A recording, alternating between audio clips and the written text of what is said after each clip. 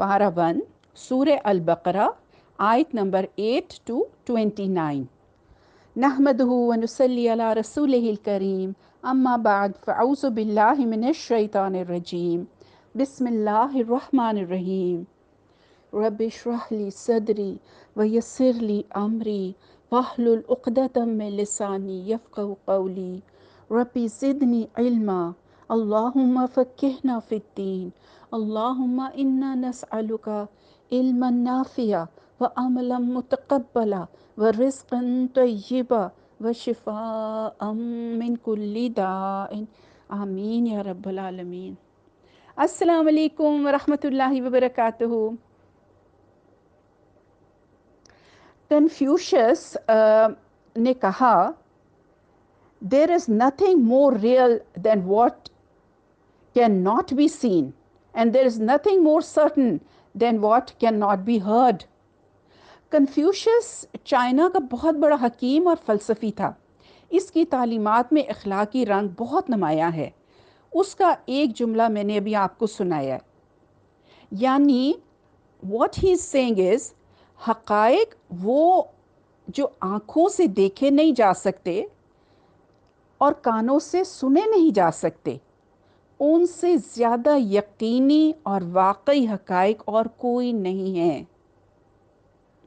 What I'm trying to tell you, my dear sisters, is کہ جیسے ہم نے لاسٹ لیسن میں متقیوں کی 5 صفات پڑھی تھی کہ وہ غیب پر ایمان لاتے ہیں، نماز قائم کرتے ہیں، جو رزق اللہ نے دیا ہے اس میں سے خرچ کرتے ہیں، جو کتاب حضور پاک صلی اللہ علیہ وسلم پر نازل کی گئی اور جو آپ سے پہلے نازل کی گئی تھی ان سب پہ ایمان لاتے ہیں، اور کیا کرتے ہیں؟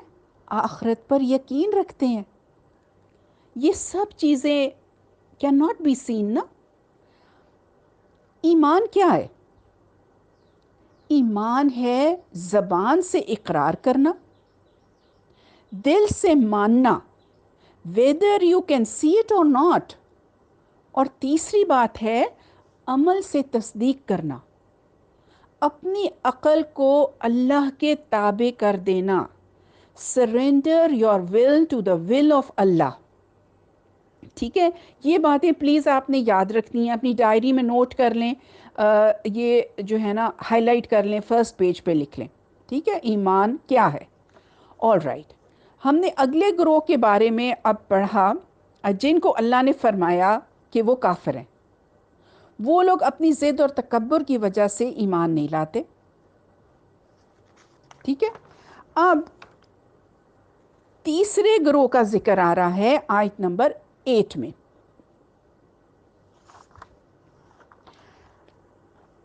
اعوذ باللہ من الشیطان الرجیم بسم اللہ الرحمن الرحیم. آیت نمبر 8 میں فرمایا جا رہا ہے اور لوگوں میں سے کچھ ایسے بھی ہیں جو کہتے تو یہ ہیں کہ ہم ایمان رکھتے ہیں اللہ پر اور یوم آخر پر بھی، مگر وہ حقیقت میں مومن نہیں ہیں. دیکھیں ہمیں یہاں پہ سمجھ آ رہی ہے، اب ان کی بات ہو رہی ہے جو منافق ہے. ٹھیک ہے، وہ کہتا ہے ہم اللہ پر ایمان لائے اور آخرت پر بھی، مگر اللہ کیا فرما رہے ہیں؟ اللہ کہہ رہے ہیں کہ وہ بالکل نہیں ایمان رکھتے. منافق کلمہ تو پڑھتا ہے مگر جھوٹ بولتا ہے، دل سے ایمان نہیں لاتا. اب 2 قسم کے منافق ہوتے ہیں. ایک تو وہ ہیں جن کو پتہ ہے کہ ہم ایمان نہیں لائے مگر اوپر اوپر سے وہ کہتے ہیں کہ ہم تو بھائی مومن ہیں. مگر جو دوسری کیٹیگری ہے نا وہ بڑی ڈینجرس ہے. دوسری کیٹیگری وہ ہے میری بہنوں جن کو پتہ ہی نہیں ہے کہ میں منافق ہوں. پھر ہمیں کیسے پتہ چلے گا کہ ہم ان میں شامل تو نہیں ہیں؟ کیونکہ اگلی آیت میں اللہ نے فرمایا کہ ان کو تو شعور ہی نہیں. اگلی آیت میں کیا فرمایا جا رہا ہے؟ دھوکہ دیتے ہیں اللہ کو اور جو ایمان لائے، اور نہیں دھوکہ دیتے مگر یہ اپنے نفس کو، اور نہیں وہ شعور رکھتے. منافق دھوکہ دیتے ہیں اللہ کو اور ایمان والوں کو، مگر ایکچولی اللہ کیا فرما رہے ہیں؟ اللہ فرما رہے ہیں کہ وہ تو اپنے آپ حماقت میں مبتلا ہیں اور اپنے آپ کو دھوکہ دے رہے ہیں. ان کو دل کی بیماری ہے، وہ بے شعور لوگ ہیں. بے شعوری کی علامتیں کیا ہیں؟ پہلے سمجھ لیں کہ شعور ہوتا کیا ہے. بال کی طرح باریک سمجھ. اب بے شعوری کی علامتیں کیا ہیں؟ دیکھیں، ہم سور کے گوشت کو تو حرام سمجھتے ہیں نا، مگر واٹ اباؤٹ رشوت؟ انسان کا گوشت تو ہم نہیں کھاتے، مگر واٹ اباؤٹ غیبت؟ لوگوں کی بے عزتی کر دیتے ہیں، آپس میں پھوٹ ڈلواتے ہیں، لباس پہ لوگوں کے ہنستے ہیں، جھوٹ بولتے ہیں. پھر ہدایت ہمیں کہاں سے ملے گی میری بہنوں؟ غور کریے کہ کوئی چیز میرے میں تو نہیں ہے. کیا میں بھی بے شعوری کی زندگی تو نہیں گزار رہی؟ بغیر سوچے سمجھے آخرت کا سفر طے نہیں ہوگا. پلیز انڈرسٹینڈ اور اس پہ غور و فکر کریں. یہ فکر کرنے والی بات ہے. آگے آیت نمبر 10 میں فرمایا جا رہا ہے ان لوگوں کے دلوں میں ایک روگ ہے. یہ روگ اور بیماری کیا ہے؟ ایک لفظ میں اس کو کردار کی کمزوری، ویکنس آف دا کیریکٹر سمجھ سکتے ہیں آپ. ایک شخص وہ ہوتا ہے نا جو حق کو حق سمجھ کر قبول کر لیتا ہے، اس کی خاطر اپنا سب کچھ قربان کر دینے کو تیار ہو جاتا ہے. دوسرا شخص وہ ہے جو حق کو پہچان لینے کے باوجود رد کر دیتا ہے، اسے کافر کہتے ہیں. جبکہ ایک شخص وہ بھی ہے جو حق کو حق پہچان کر آیا تو صحیح، لیکن ویکنس آف کیریکٹر کی وجہ سے اس کی قوت ارادی کمزور ہے. ایسے لوگ آخرت بھی چاہتے ہیں لیکن دنیا کو ہاتھ سے نہیں چھوڑنا چاہتے. وہ چاہتے ہیں کہ یہاں بھی کوئی نقصان نہ ہو اور آخرت کا بھی سارا بھلا ہمیں مل جائے. در حقیقت یہ وہ لوگ ہیں جن کے بارے میں کہا گیا کہ ان کے دلوں میں روگ ہے. دا آیت کنٹینیوز، تو اللہ نے ان کے روگ میں اضافہ کر دیا. اب یہ آپ سمجھ لیں کہ یہ اللہ کی ایک سنت ہے. آپ حق پر چلنا چاہیں تو اللہ تعالیٰ حق کا راستہ آپ کے لیے آسان کر دیں گے. لیکن اگر آپ برائی کی طرف جانا چاہیں تو بڑی سے بڑی برائی آپ کے لیے ہلکی ہوتی چلی جائے گی. وہ سمجھتے ہیں ہم کامیاب ہو رہے ہیں کہ ہم نے مسلمانوں کو بھی دھوکہ دے دیا اور ہمیں مسلمان سمجھتے ہیں، اور وہ لوگ ہمیں مسلمان سمجھتے ہیں اور یہودیوں کو بھی دھوکہ دے دیا. وہ سمجھتے ہیں کہ ہم ان کے ساتھی ہیں، یعنی دونوں سمجھتے ہیں نا، مسلمان بھی سمجھتے ہیں کہ وہ ہمارے ساتھ ہیں اور یہودی بھی سمجھتے ہیں وہ ہمارے ساتھ ہیں. تو they think that they're very intelligent people. تو ان کا یہ سمجھنا کہ ہم کامیاب ہو رہے ہیں بالکل غلط ہے میری بہنوں. حقیقت میں یہ کامیابی نہیں ہے، بلکہ اللہ تعالیٰ نے وہ تباہ کن راستہ ان کے لیے آسان کر دیا ہے جو انہوں نے خود منتخب کیا. ان کے دلوں میں جو روگ موجود تھا نا، اللہ نے اس میں پھر اضافہ فرما دیا. وَلَهُمْ عَذَابٌ علیم، اور ان کے لیے تو دردناک عذاب ہے. آپ کو آیت نمبر 7 یاد ہے نا؟ کفار کے لیے کیا الفاظ آئے تھے؟ وَلَهُمْ عَذَابٌ عظیم، یعنی کہ بڑا عذاب. اور یہاں عذاب علیم کا لفظ آیا ہے کہ ان کے لیے دردناک اور المناک عذاب ہے. وائی؟ بسبب اس کے، اس جھوٹ کے جو وہ بول رہے ہیں. اب دیکھیں، جب منافقوں کی بات ہوئی نا تو آیت عذاب پہ ختم نہیں ہوئی. جب ہم نے آیت 7 پڑھی تھی تو اس پہ تو عذاب پہ آیت ختم ہو گئی تھی. اللہ نے فرمایا کیونکہ وہ جھوٹ بولتے ہیں. اب اگر ہمیں چیک کرنا ہے کہ ہمیں یہ مرض تو نہیں ہے، تو معلوم ہوا کہ اس کا پہلا سمٹم، منافقت کے مرض کی بات کر رہی ہوں، تو اس کا پہلا سمٹم ہے جھوٹ بولنا. غور کریں کہ جو آیت ہے اس میں بیما یکذبون نہیں لکھا ہوا. بیما یکذبون کا مطلب ہے جھوٹ بولنا، اور یہاں پہ لکھا ہوا ہے بیما کانو یکذبون. اس آیت میں ہے، اس کا مطلب ہے کنٹینیوس جھوٹ بولتے ہیں. یعنی ہمیں دیکھنا یہ ہے میری بہنوں کہ کیا ہم چھوٹے چھوٹے جھوٹ تو نہیں بول رہے اپنی زندگی میں، کیونکہ کوئی جھوٹ چھوٹا نہیں ہوتا. آیت نمبر 11 میں فرمایا جا رہا ہے، اور جب ان سے کہا جاتا ہے کہ مت فساد کرو زمین میں. اس کی بیک گراؤنڈ یہ ہے کہ مدینہ کے جو منافقوں کی دوستی تھی وہ مکہ کے کفار سے بھی تھی اور مدینہ کے مسلمانوں سے بھی تھی. وہ دونوں کو خوش رکھنا چاہتے تھے. یہی منافق ہوتا ہے نا. تو یہاں کہا جا رہا ہے کہ جب تم نے محمد صلی اللہ علیہ وسلم کو اللہ کا رسول مان لیا تو اب ان کی ٹھیک ٹھیک پیروی کرو، ان کے پیچھے چلو. ان کا حکم ہے جنگ کرو تو جنگ کرو، ان کی طرف سے تقاضا آتا ہے مال پیش کرو تو مال پیش کرو. اور اگر تم اس سے کتراتے ہو تو پھر جماعتی زندگی کے اندر فساد اور فتنہ پھیلا رہے ہو. آیت کنٹینیوز، وہ کہتے ہیں ہم تو اصلاح کرنے والے ہیں. یعنی ان کا مطلب تھا کہ ہماری نظر میں یہ لڑنا تو کوئی اچھی بات نہیں ہے، بس لوگوں کو ٹھنڈے ٹھنڈے دعوت دیتے جاؤ، اور اللہ کے دین کو غالب کرنے کے لیے قربانیاں دینے اور مصیبت جھیلنے کی تو کوئی ضرورت نہیں ہے. بات آیت 12 میں فرمایا جا رہا ہے آگاہ ہو جاؤ کہ حقیقت میں یہی لوگ مفسد ہیں مگر انہیں شعور نہیں. مگر اللہ تعالیٰ نے کیا فرمایا؟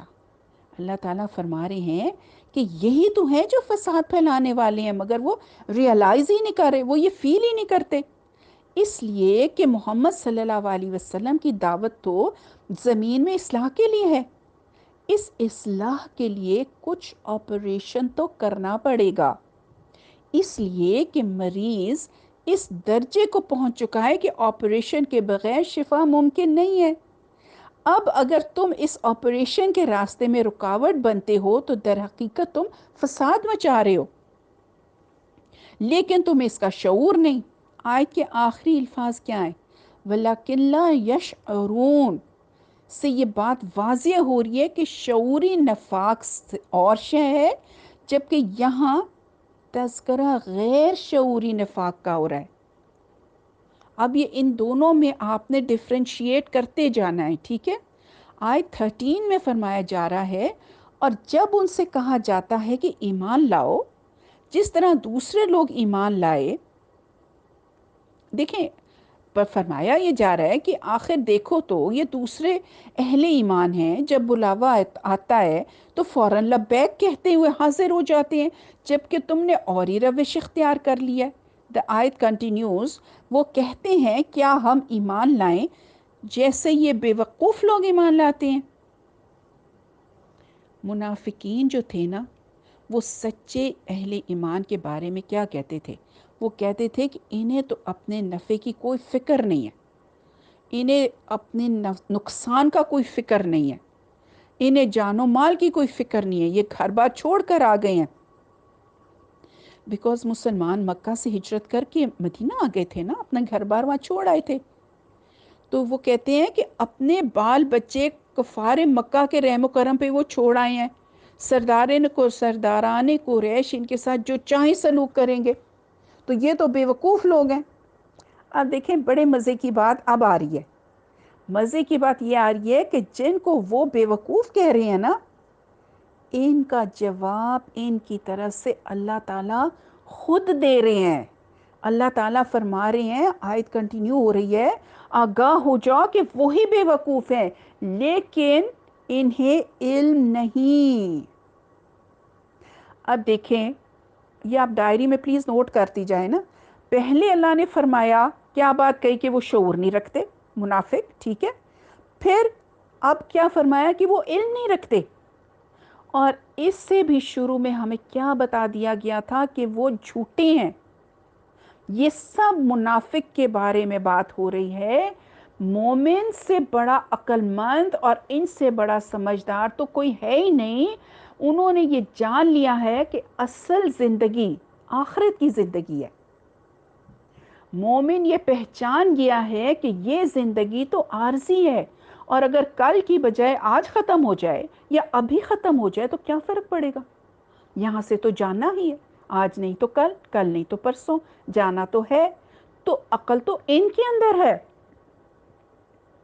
آیت 14 میں فرمایا جا رہا ہے، اور جب یہ اہل ایمان سے ملتے ہیں تو کہتے ہیں ہم بھی ایمان رکھتے ہیں، اور جب یہ خلوت میں ہوتے ہیں تو اپنے شیطانوں کے پاس.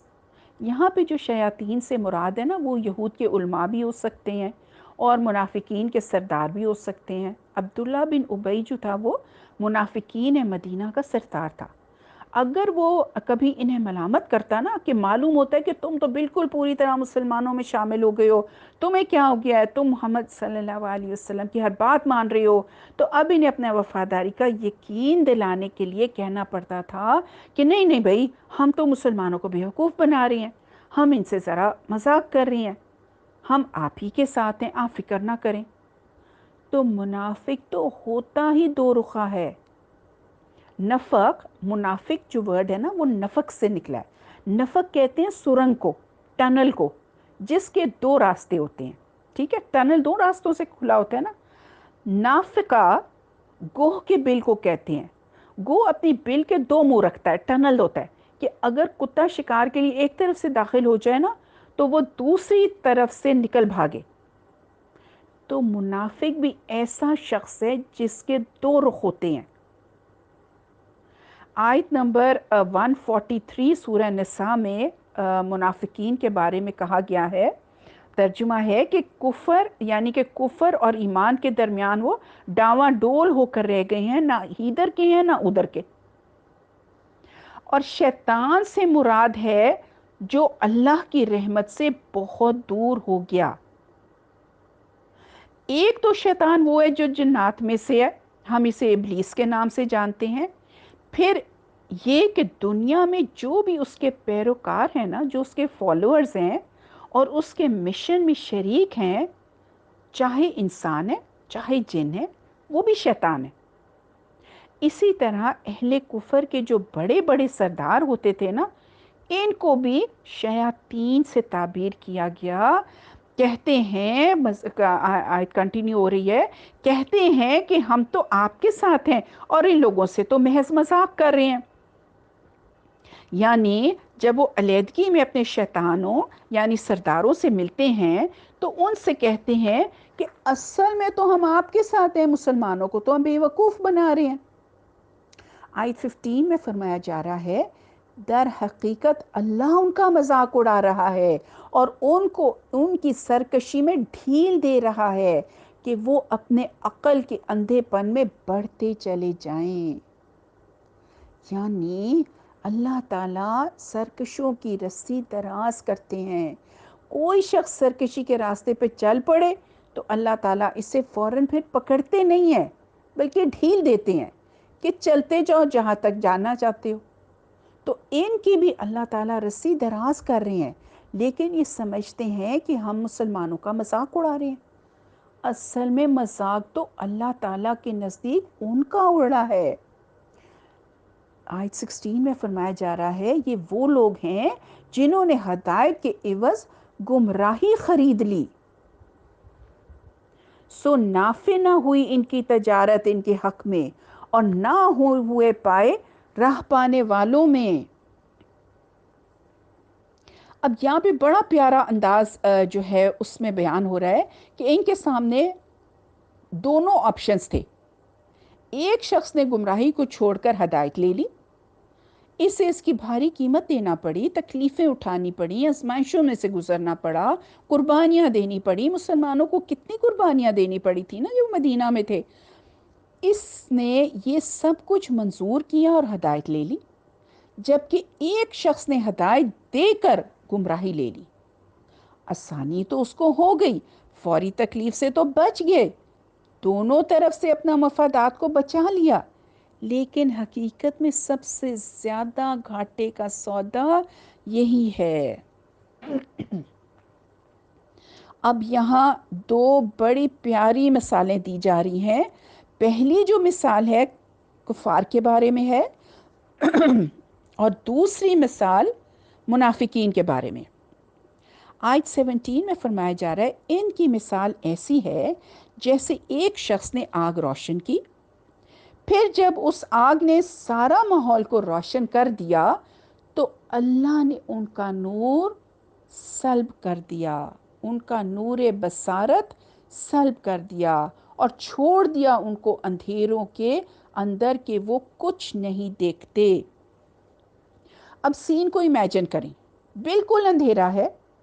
کچھ لوگ بڑی ہمت کرتے ہیں کہ اندھیرے میں ادھر ادھر سے لکڑیاں جمع کرتے ہیں اور آگ روشن کر دیتے ہیں، لیکن عین اس وقت جب آگ روشن ہوتی ہے تو کچھ لوگوں کی بینائی ختم ہو جاتی ہے، بلائنڈ ہو جاتی ہیں. پھر وہ اندھیرے میں اس لیے تھے کہ باہر روشنی نہیں تھی، اب بھی وہ اندھیرے میں ہی رہ گئے کیونکہ باہر تو روشنی آ گئی مگر ان کے اندر کی روشنی ختم ہو گئی، ان کی بصارت سلب ہو گئی. یہ مثال ہے ان کفار کی جو اسلام کی روشنی پھیلنے کے باوجود اس سے محروم رہے. رسول اللہ صلی اللہ علیہ وسلم کی آمد سے پہلے ہر طرف اندھیرا تھا، پھر رسول اللہ صلی اللہ علیہ وسلم تشریف لائے اور انہوں نے آگ روشن کی، نور کی. اس طرح ہدایت واضح ہو گئی، لیکن کچھ ضد، تکبر یا حسد کی بنیاد پر لوگوں کے اندر کی بینائی زائل ہو گئی. چنانچہ وہ تو ویسے کے ویسے بھٹک رہے ہیں جیسے پہلے اندھیرے میں تھے، ویسے ہی اب بھی وہ اندھیرے میں ہیں. آیت نمبر 18 میں فرمایا جا رہا ہے یہ بہرے ہیں، گونگے ہیں، اندھے ہیں، سو اب یہ نہیں لوٹیں گے. یعنی ہدایت کے سارے ذریعے تو بند ہیں کہ یہ بہرے ہیں، گونگے ہیں، اندھے ہیں، اب یہ لوٹنے والے نہیں ہیں. اب آگے دوسری مثال دی جا رہی ہے آیت نمبر 19 میں، یا ان کی مثال ایسی ہے جیسے بڑے زور کی بارش برس رہی ہے آسمان سے، اس میں اندھیرے بھی ہیں اور بجلی گرج اور بجلی کی چمک بھی ہے. یہ اپنی انگلیاں اپنے کانوں کے اندر ٹھونسے لیتے ہیں مارے کڑک کے، موت کے ڈر سے. اور ایسے اللہ ایسے کافروں کا احاطہ کیے ہوئے ہے، یعنی اس ہیبت ناک کڑک سے کہ کہیں ان کی جانیں نہ نکل جائیں، وہ کانوں میں انگلیاں دے دیتے ہیں اور وہ ان منکرین حق کو ہر طرف سے گھیرے میں لیے ہوئے. یہ بچ کر جائیں گے کہاں؟ آیت 20 میں فرمایا جا رہا ہے قریب ہے کہ بجلی اچک لے ان کی آنکھیں، جب چمکتی ہے ان پر تو چلنے لگتے ہیں اس کی روشنی میں. یعنی جو ہی انہیں ذرا سی روشنی نظر آتی ہے نا اور دائیں بائیں کچھ نظر آتا ہے تو کچھ دور چل لیتے ہیں، اور جب تاریکی ان پر چھا جاتی ہے تو کھڑے کے کھڑے رہ جاتے ہیں. اب یہ ایک نقشہ کھینچا جا رہا ہے، یہ ایک سین ہے کہ ایک طرف بارش ہو رہی ہے، یعنی قرآن مجید اسمان سے نازل ہو رہا ہے. بارش کو قرآن میں ماء مبارکن کہا ہے نا، اور خود اللہ تعالیٰ نے اس کو کتاب مبارکن کہا ہے. لیکن یہ کہ اس کے ساتھ کڑک ہے، گرج ہے، کفر سے مقابلہ ہے، کفر کی طرف سے دھمکیاں ہیں، اندیشے اور خطرات ہیں، امتحانات اور آزمائشیں ہیں. چنانچہ منافقین کا معاملہ یہ ہے کہ ذرا کہیں حالات کچھ بہتر ہوئے، کچھ بریدنگ سپیس ان کو ملی تو مسلمانوں کے شانہ بشانہ تھوڑا سا چل لیتے ہیں کہ بھئی ہم بھی مسلمان ہیں. جب وہ دیکھتے ہیں کہ حالات کچھ پرسکون ہیں لیکن کسی جنگ کے لیے بلایا نہیں جا رہا تو بڑھ چڑھ کر باتیں کرتے ہیں اور اپنے ایمان کا اظہار بھی کرتے ہیں، مگر جیسے ہی کوئی آزمائش آتی ہے تو ٹھٹک کے کھڑے ہو جاتے ہیں. آیت کنٹینیو ہو رہی ہے اور اللہ چاہتا تو ان کی سماعت اور بصارت کو سلب کر لیتا. یعنی اللہ کا قانون یہی ہے کہ وہ فوری گرفت نہیں کرتے. اللہ نے انسان کو ارادے اور عمل کی آزادی دی ہے. اگر تم دیکھیں تم اگر مومن بن کر رہنا چاہتے ہو تو اللہ تعالیٰ اس کو تمہارے لیے آسان کر دے گا، اور اگر تم نے اپنے آپ کو تکبر کی وجہ سے کفر کا راستہ اختیار کیا تو اللہ اسی کو تمہارے لیے کھول دے گا، اور اگر تم بیچ میں لٹکنا چاہتے ہو تو اللہ تعالیٰ نہ کسی کو جبراً حق پر لائیں گے اور نہ ہی کسی کو جبراً باطل کی راہ پر لے جائیں گے، اس لیے کہ اگر جبر کا معاملہ ہوا تو پھر امتحان کیسا؟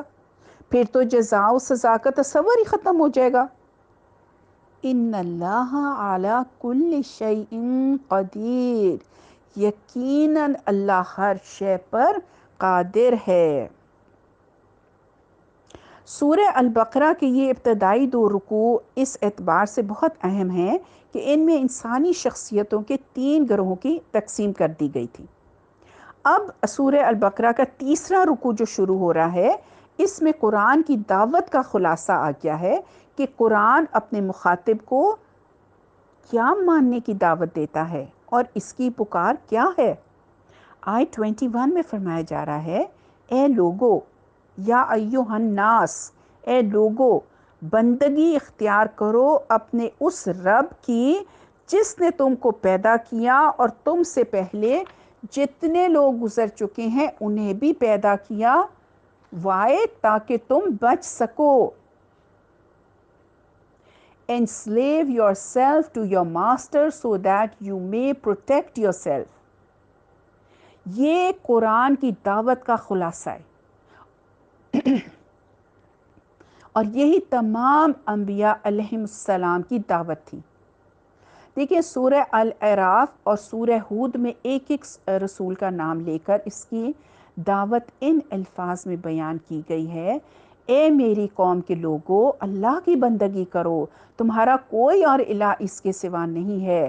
سورہ الشعراء میں رسولوں کی دعوت میں بار بار یہ الفاظ آئے ہیں، پس اللہ کا تقوی اختیار کرو اور میری اطاعت کرو۔ سورہ نوح میں حضرت نوح علیہ السلام کی دعوت ان الفاظ میں بیان ہوئی ہے کہ اللہ کی بندگی کرو، اس کا تقوی اختیار کرو اور میری اطاعت کرو۔ پھر قرآن کی یہی عبادت رب انسان کی تخلیقی وجہ بتائی گئی ہے۔ سورہ الذاریات آیت 56 میں آیا ہے، اور ہم نے جنوں اور انسانوں کو پیدا ہی صرف اس لیے کیا ہے کہ ہماری بندگی کریں۔ چنانچہ دیکھیں تمام رسولوں کی دعوت یہی تھی، عبادت رب، اور رسول اللہ صلی اللہ علیہ وسلم کی دعوت بھی یہی ہے، لیکن یہاں ایک بہت بڑا فرق واقع ہو گیا، اور وہ یہ کہ تمام رسولوں کی دعوت میں خطاب یا قومی ہے، یعنی اے میری قوم کے لوگوں، جبکہ یہاں خطاب یا ایھا الناس ہے، یعنی اے بنی نوع انسان۔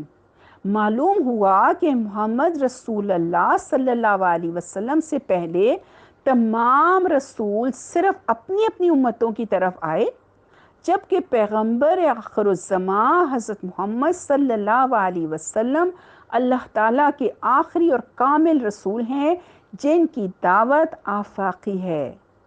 تو پتہ چلا کہ دنیا اور آخرت میں اللہ کے عذاب سے اگر بچنا ہے تو اللہ کی بندگی اختیار کرنی ہوگی۔ آیت 22 میں فرمایا جا رہا ہے، جس نے تمہارے لیے زمین کو فرش بنا دیا اور آسمان کو چھت بنا دیا اور آسمان سے پانی برسایا، پھر اس پانی کے ذریعے سے زمین سے ہر طرح کی پیداوار نکال کر تمہارے لیے رزق بہم پہنچایا، تو ہرگز اللہ کے مد مقابل نہ ٹھہراؤ، جانتے بوجھتے۔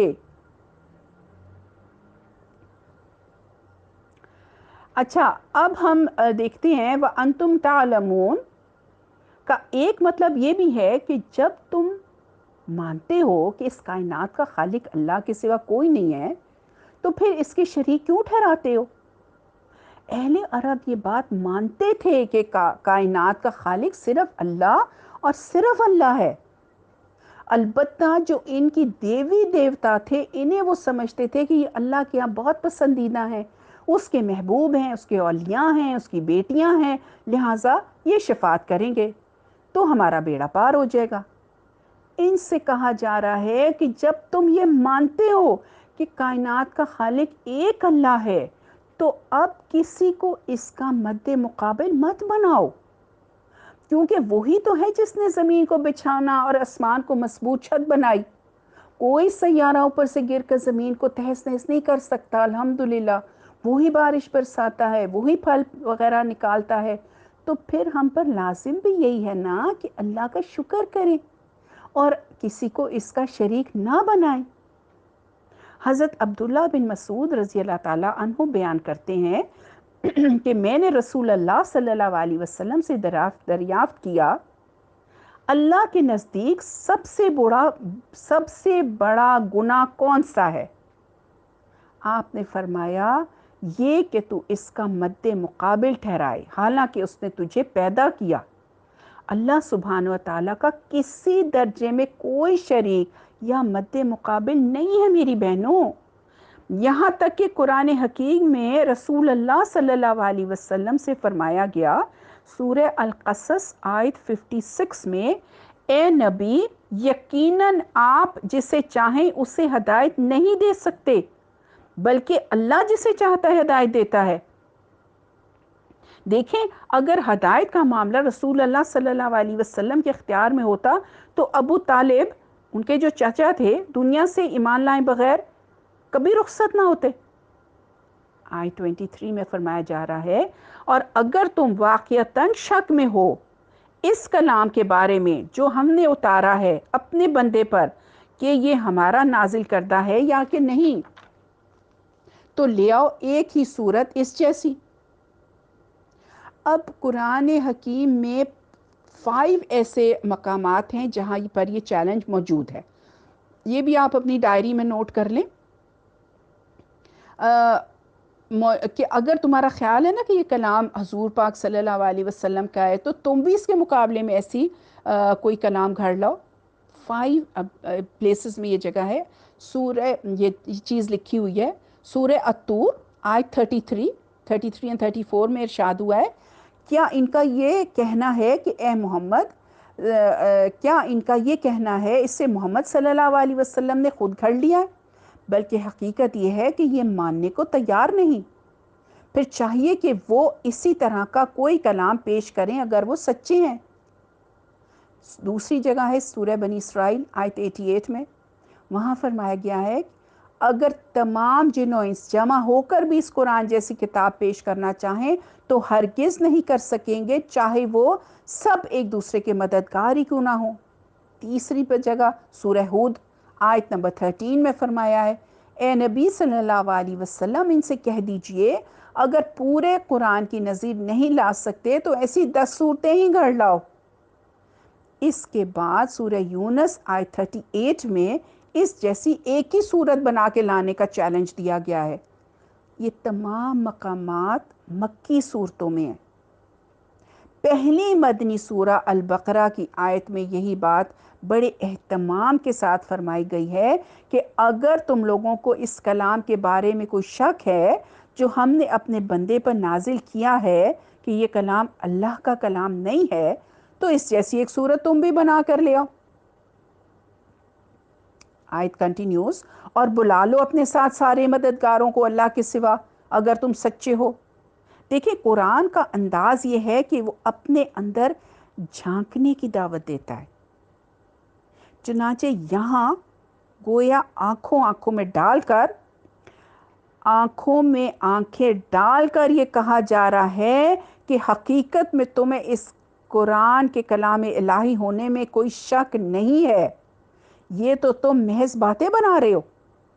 اگر تمہیں واقعتاً شک ہے، اگر تم اپنے دعوے میں سچے ہو تو آؤ میدان میں اور اس جیسی ایک ہی صورت بنا لاؤ۔ آیت 24 میں فرمایا جا رہا ہے، پھر اگر تم ایسا نہ کر سکو اور ہرگز نہ کر سکو گے۔ اب یہاں ذرا انداز دیکھیے کیسا چیلنج دے رہے ہیں اللہ تعالیٰ، اور یہ چیلنج میری بہنوں اللہ کے سوا کوئی دے ہی نہیں سکتا. یہ انداز دنیا کی کسی کتاب کا نہیں ہے، یہ دعویٰ صرف قرآن کا ہے. کیسا دو ٹوک انداز ہے نا. پھر اگر تم نہ کر پاؤ، اور تم ہرگز نہیں کر پاؤ گے، the ayat continues، تو پھر بچو اس آگ سے جس کا ایندھن بنیں گے انسان اور پتھر.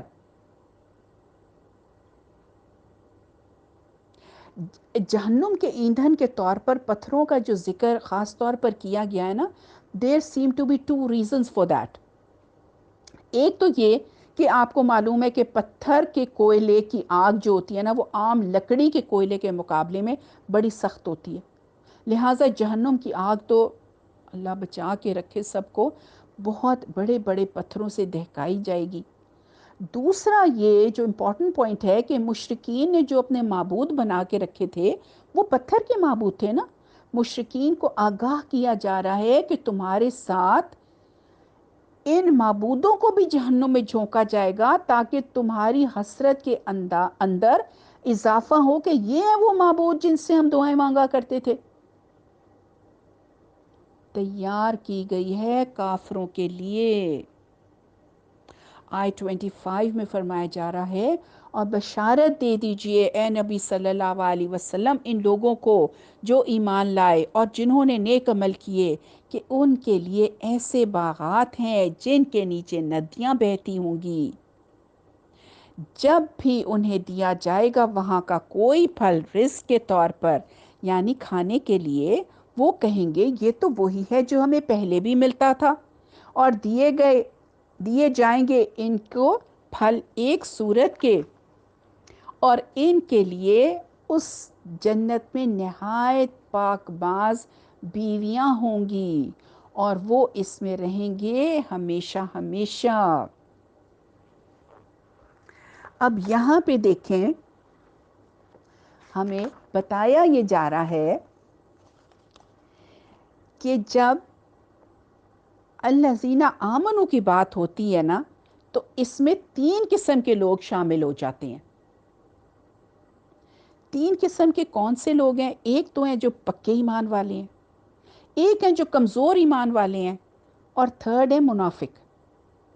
منافق کو اس لیے شامل کر لیا ہے کیونکہ وہ بھی کہتے ہیں نا کہ ہم مومن ہیں. مگر یہاں خوشخبری کس کے لیے ہے؟ تینوں گروپس کے لیے نہیں ہے، صرف ان کے لیے ہے جو ایمان لائے ہیں اور اس کے ساتھ ساتھ وہ نیک عمل بھی کرتے ہیں.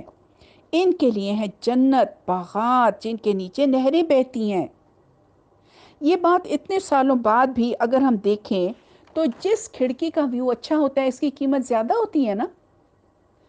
آپ میں سے جو پی سی بھور بن گئے ہیں وہ جانتے ہیں کہ اس کمرے کا ریٹ زیادہ ہوتا ہے جن کا ویو خوبصورت ہوتا ہے. دیر ٹو کائنڈز. ہر جگہ جہاں پہ بھی آپ جائیں، کسی بھی ہوٹل میں جائیں تو وہاں پہ ریٹ جو ہوتا ہے وہ کھڑکی کے ویو کے مطابق ہوتا ہے.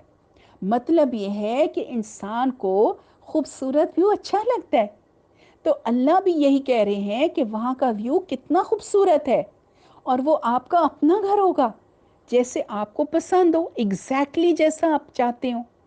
اب یہ دیکھیں، یہ ان صحابہ سے بات ہو رہی ہے جو اپنے گھر مکہ میں چھوڑ آئے ہیں، مسجد نبوی میں رہتے تھے. پھر پھل کی بات کی، جب دیکھیں گے تو کہیں گے واہ، یہ تو میں نے پہلے بھی دیکھا ہے. یعنی جیسے فیورٹ کھانے کو دیکھ کر کوئی کہے نا، مگر جب چکھیں گے تو وہ اس سے اور بھی زیادہ مزیدار ہوگا. پھر بات ہوئی ازواج کی. ازواج ہوتے ہیں سپاؤس، پاک سپاؤس ملیں گے وہاں. اگر دنیا میں بھی پاک زوج ہوں تو وہ تو اللہ کا گفٹ ہے یہاں پہ، اور وہاں وہ ہمیشہ رہیں گے.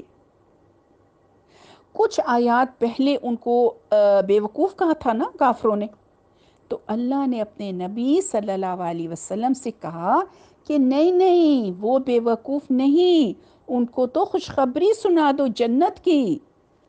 اب آیت نمبر 26 میں فرمایا جا رہا ہے، بے شک اللہ تعالیٰ نہیں حیا فرماتا کہ وہ بیان کرے کوئی مثال، خواہ جو کسی مچھر کی ہو یا جو اس سے اوپر ہے. تو رہے وہ لوگ جو ایمان لائے بس وہ علم رکھتے ہیں، بے شک وہ مثال ہے حق ان کے رب کی طرف سے، اور رہے وہ لوگ جنہوں نے کفر کیا تو وہ کہتے ہیں کیا ارادہ اللہ نے اس کے ساتھ ہے اس مثال سے، وہ گمراہ کرتا ہے اس کے ساتھ جس کثیر تعداد کو، اور ہدایت دیتا ہے اس کے ساتھ بہت سو کو، اور نہیں وہ گمراہ کرتا ساتھ مگر ان کو جو فاسق ہیں، یعنی کہ جو نافرمان ہیں۔ یہاں دیکھیے اللہ تعالیٰ فرما رہے ہیں کہ اللہ تعالیٰ مچھر یا اس سے چھوٹی جو اس کے اوپر ہے اس کی مثال دینے میں شرم محسوس نہیں کرتے۔ اب دیکھیں 1400 ایئرز اگو تو مچھر ایک بہت سی معمولی چیز کو سمجھتے تھے نا، مگر آج ہم دیکھتے ہیں کہ کتنا پاورفل ہے۔ ڈینگی یاد ہے یا ملیریا کا سوچیں، ہم کتنا ڈرتے ہیں نا ڈینگی کے مچھر سے۔ دوسری بات آپ کو پتہ ہے کہ مچھر کے اوپر بھی ایک کیڑا رہتا ہے جیسے جوں ہوتی ہے، مگر بات مثال نہیں ہوتی جب مثال دی جاتی ہے، بات وہ ہوتی ہے جو ہم مثال دے کر سمجھانا چاہتے ہیں، ہے نا۔ دیکھیں لوگوں کی اقسام دو قسم کی ہوتی ہے، ایک تو ہوتی ہے جو بات سن کر بھی بھٹک جاتے ہیں، اور دوسرے قسم کے لوگ ہوتے ہیں جو بات سمجھ جاتے ہیں۔ اب جو ایمان والے ہیں نا وہ تو جانتے ہیں کہ یہ حق ہے، مگر کچھ سمجھنا ہی نہیں چاہتے، کہتے ہیں یہ کیا بات ہے۔ انہی مثالوں کے باعث فاسق بھٹک جاتے ہیں اور کچھ مان جاتے ہیں۔ آیت نمبر 27 میں فرمایا جا رہا ہے وہ لوگ ہیں جو توڑتے ہیں عہد اللہ کا اس سے بعد کہ پکا کر لیا اس عہد کو، وہ کاٹتے ہیں جو اسے حکم دیا اللہ نے ساتھ اس کے کہ یہ وہ جوڑا جائے، اور وہ فساد کرتے ہیں زمین میں۔ یہی لوگ وہ کون ہیں جو نقصان اٹھانے والے ہیں۔ اب یہ بھی اللہ تعالیٰ فاسق کی مزید پہچان بتا رہے ہیں، مگر اس سے پہلے آپ یہ سمجھ لیں کہ فاسق ہے کیا۔ فاسق چار میں سے کچھ بھی ہو سکتا ہے، کافر بھی ہو سکتا ہے، منافق بھی ہو سکتا ہے، گناہ گار بھی ہو سکتا ہے، مسلمان بھی ہو سکتا ہے۔ اب جو یہاں پہ پہلی بات بتائی جا رہی ہے، فاسق حد توڑنے والے کو کہتے ہیں جو اللہ کے ساتھ پختہ عہد باندھنے کے بعد توڑ دیتے ہیں، ٹھیک ہے، پہلی بات یہ بتائی گئی۔ دوسری بات کیا بتائی گئی؟ وَيَقْطَعُونَ مَا أَمْرَ اللَّهِ، جو اللہ نے جوڑنے کا حکم دیا ہے اس کو کاٹتے ہیں۔ اور تیسری بات کیا بتائی؟ يُفْسِدُونَ فِي الْأَرْضِ، زمین میں فساد کرتے ہیں۔ تو پہلی جو بات اللہ تعالیٰ نے بتا رہے ہیں جو اللہ کے ساتھ پختہ عہد کرنے کے بعد توڑ دیتے ہیں، وہ کیا بات ہوئی؟ وہ کون سا عہد ہوا؟ عہد الست، جس کی سورہ الاعراف آیت 172 میں اللہ نے بتائی تھی کیا میں تمہارا رب نہیں ہوں؟ تو ہم نے کہا تھا جی بالکل، مگر فاسق یہ توڑ دیتے ہیں۔ اب دوسری بات کون سی بتائی جائے؟ وَيَقْطَعُونَ مَا أَمَرَ اللَّهِ، اب دوسری بات جو اللہ نے فاسق کی پہچان بتا رہے ہیں وہ اس مسلمان کی ہے جو لا الہ الا اللہ بول چکا ہے، جب کلمہ پڑھ لیا تو ہم نے کانٹریکٹ پہ سائن کر لیا، اور وہ کیا چیز توڑتا ہے؟ رشتہ توڑتا ہے، رحمی رشتوں کا خیال نہیں رکھتا، میاں بیوی کے درمیان جو رشتہ ہے اس کی رسپیکٹ نہیں کرتا۔ تیسری چیز وہ جو کرتے ہیں وہ فساد ہے، زمین میں فساد کرتے ہیں، دائرہ شریعت سے باہر نکلنا چاہتے ہیں، یہ میں اپنی خواہشوں کی پیروی کرتے ہیں۔ دیکھیں جب وہ چیز کاٹیں گے جس کا اللہ نے جوڑنے کا حکم دیا ہے تو ظاہر ہے کہ زمین میں فساد ہوگا، رشتہ دار ناراض ہوں گے، ناچاکیاں بڑھیں گی، تو سب کو پرابلم ہوگی نا۔ مگر آخر میں اللہ تعالیٰ فرما رہے ہیں اولئک هم الخاسرون، یہی لوگ ہیں جو خسارہ پانے والے ہیں، یعنی جب وہ یہ تینوں کام غلط کریں گے تو اصل میں خسارے میں وہ خود ہوں گے۔ آیت نمبر 28 میں فرمایا جا رہا ہے کس طرح تم انکار کرتے ہو اللہ کا حالانکہ تھے تم مردہ، پھر اس نے زندہ کیا تم کو، پھر وہ قوت طاری کر دے گا تم پر، موت طاری کر دے گا تم پر، پہلے زندہ کیا پھر موت طاری کر دے گا، پھر وہ زندہ کرے گا تم کو، پھر طرف اس کے تم لوٹائے جاؤ گے۔ اب اس آیت میں اللہ کا خطاب سب سے ہے، کیونکہ آیت 21 میں اللہ نے کہا تھا نا یا ایھا الناس، اے لوگو، یہ کنٹینیو ہو رہا ہے۔ اللہ کہہ رہے ہیں کہ کیسے تم کفر کر سکتے ہو؟ کفر کا مطلب یہاں دو چیزوں میں ہے، ایک تو انکار کرنا اور ایک انگریٹفل ہونا، کفران نعمت۔ یہاں اللہ ایک سائیکل کی بات کر رہے ہیں کہ تم مردہ تھے، اللہ نے زندہ کیا، پھر وہ موت طاری کر دے گا اور پھر زندہ کرے گا اور پھر اللہ کی طرف لوٹ کر جانا ہوگا۔ ہماری پوری جرنی اس ایک آیت میں بتا دی گئی ہے میری بہنوں، اور اگر ہمیں سمجھ آئے تو صرف ایک ہی بات ہے کہ ہم اپنے آپ سے پوچھیں کہ میری کیا جرت تھی کہ میں نے اللہ کا کفران نعمت کیا، کیونکہ اینڈ آف جرنی میں اللہ کے سامنے حاضر ہونا ہے نا۔ آیت 29 میں فرمایا جا رہا ہے وہی ہے جس نے پیدا کیا واسطے تمہارے جو کچھ ہے زمین میں سارے کا سارا، پھر وہ متوجہ ہوا طرف آسمان کے، پس برابر کر دیا ان کو 7 آسمانوں کو، اور وہ 7 ہر چیز کے خوب علم رکھنے والا ہے۔ یہاں اللہ جی بتا رہے ہیں کہ سب کچھ اللہ نے تمہارے لیے یعنی سب انسانوں کے لیے پیدا کیا۔ اب دو باتیں غور کریں۔ پہلی بات تو یہ کہ دنیا ہمارے لیے بنائی، دوسری بات یہ اور جنت بھی تو ہمارے لیے ہی بنائی ہے نا، تو ان میں فرق کیا ہے؟ فرق یہ ہے کہ دنیا میں رہ کر ہمیں جنت کمانی ہے، یہ کمرائے امتحان ہے جس کے بعد ہم نے پاس ہونا ہے، یا اللہ نہ کرے کہ کوئی فیل ہو۔ اس کے بعد اللہ نے 7 آسمان بنائے۔ اب یہ باتیں متشابہات میں سے ہیں، ہمیں نہیں معلوم کہ اللہ کیسے متوجہ ہوئے آسمانوں کی طرف اور کیسے برابر کیا، کیونکہ اس کا جواب آیت کے اینڈ میں اللہ تعالیٰ نے خود ہی دے دیا نا کہ وَهُوَ بِكُلِّ شَيْءٍ عَلِيمٌ، کہ وہی ہر چیز کا علم رکھتا ہے۔ اب آپ دیکھیں کہ یہ سورہ شروع بھی ہوئی اس سے جس کا معنی ہمیں نہیں معلوم، کس سے؟ الف لام میم۔ اور یہاں بھی اللہ فرما رہے ہیں کہ وہی ہر چیز کا علم رکھنے والا ہے۔ اللہ ہمیں اپنی پہچان کرا رہے ہیں، اہمیت بتائی جا رہی ہے کہ اب اس کتاب میں کوئی شک ہے تو دور کر لو۔